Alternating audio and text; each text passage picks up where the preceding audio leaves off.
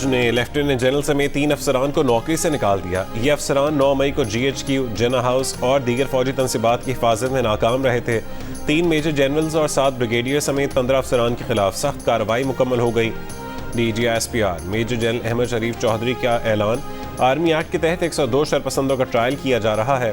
9 مئی کے واقعات کا مقصد فوجی تنصیبات پر حملہ کر کے فوج کو ردعمل پر اکسانا تھا۔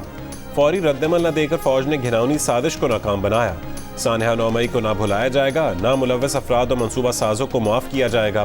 توقع نہیں تھی کہ ایک سیاسی جماعت اپنے لوگوں کو فوج پر حملوں پر اکسائے گی۔ 1 سال سے سیاسی مقاصد اور اقتدار کی ہوس میں جھوٹا پروپیگنڈا چلایا گیا۔ سانحہ 9 مئی کے پیچھے 3-4 ماسٹر مائنڈز اور 10-12 منصوبہ ساز تھے۔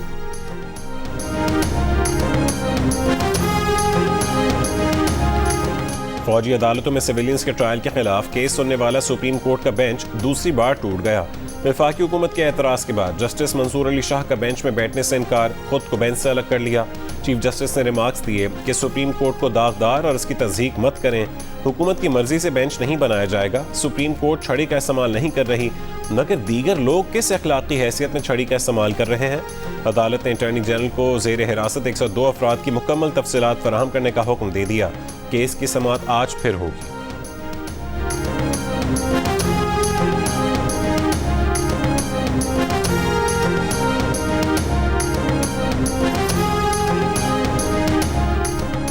امریکہ پاکستان کے خلاف بھارت کے بے بنیاد بیانیے پر بیانات جاری کرنے سے گریز کرے، پاکستان کا امریکہ کو انتباہ۔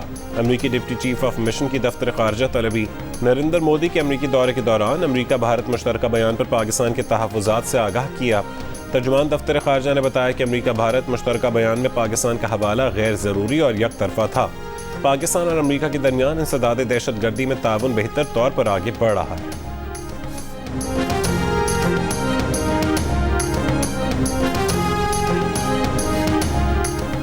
ترجمان امریکی محکمہ خارجہ میتھیو ملر نے کہا ہے کہ پاکستانی عوام کئی سال سے دہشت گردی سے بری طرح متاثر رہے ہیں۔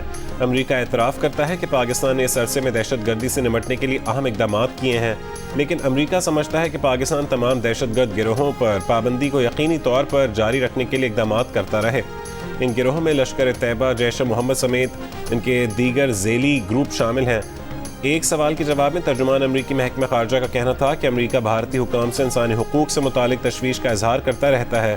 صدر بائیڈن نے بھی اپنی پریس کانفرنس میں اس مسئلے کو اٹھایا۔ بھارت اور Pakistan line of control per cease fire جاری رکھیں۔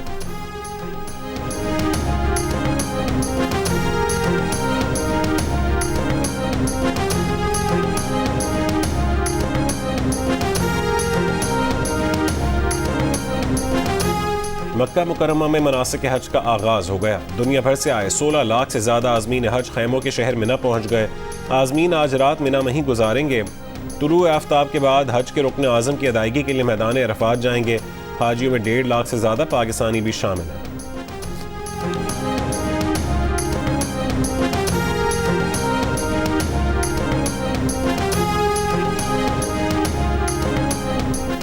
کوہ سلیمان رینج میں موسلا دھار بارش، دھانا سر کے مقام پر لینڈ سلائیڈنگ، پہاڑی چٹانیں N50 پر آ گریں۔ یوب D I Khan highway بند ہو گئی۔ بلوچستان کا خیبر پختونخوا کے ساتھ زمینی رابطہ منقطع، بڑی تعداد میں گاڑیاں پھنس گئیں۔ کوئٹہ یوب ہائی وے پر کار ریلے میں بہہ گئی۔ ایک طالب علم کی لاش نکال لی گئی، 2 کو بچا لیا گیا۔ ڈرائیور کی تلاش جاری ہے۔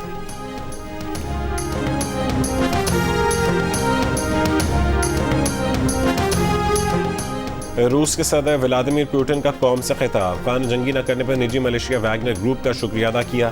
کہا کہ ویگنر گروپ کو اندھیرے میں رکھ کر اپنے ہی مسلح بھائیوں کے خلاف استعمال کرنے کی کوشش کی گئی، اس لیے انہوں نے شروع میں ہی براہ راست احکامات دے دیے تھے کہ خون ریزی سے اجتناب برتا جائے۔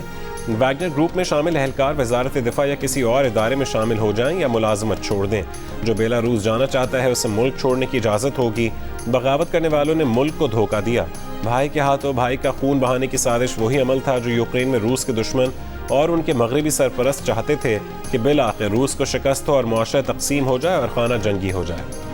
اور ICC world cup trophy tour کا منفرد انداز میں آغاز ہو گیا. ٹرافی کو زمین سے 1,20,000 فٹ کی اونچائی پر خلا میں بھیجا گیا, جہاں سے وہ احمد آباد کے نریندر مودی اسٹیڈیم میں اتری.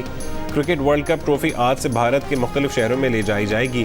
ورلڈ کپ 2023 کے شیڈیول کا باضابطہ اعلان بھی آج کیا جائے گا. ICC ورلڈ کپ ٹرافی 31 جولائی سے 4 اگست تک پاکستان میں رہی.